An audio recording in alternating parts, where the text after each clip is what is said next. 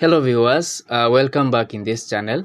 So in this video I'll show you how you can do subtraction in Microsoft Excel. So I'm going to use this example here, as you can see on your screen. So with me here I have a column A which contains gross pay, column B contains deduction fee, and column C contains the net pay.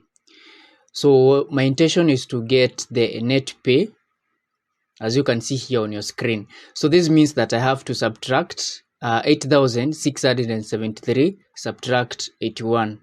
So this is how you do it. So you just click on cell C2, as you can see here on your screen. So I'll input an equal sign.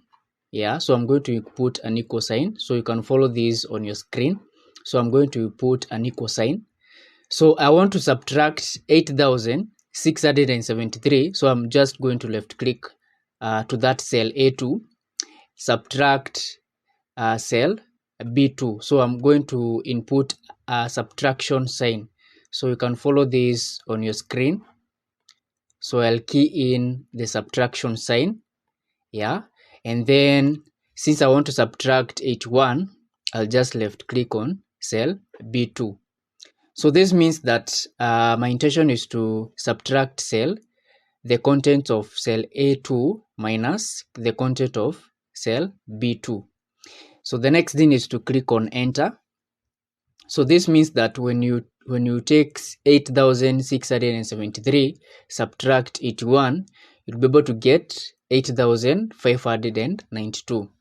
So I want to apply this formula to the entire column. So what I'll do is that I'll just drag down.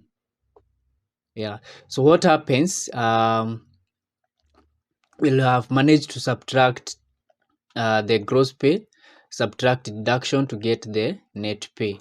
So for example, if you take 6,346 subtract 75, you'll be able to get 6,271.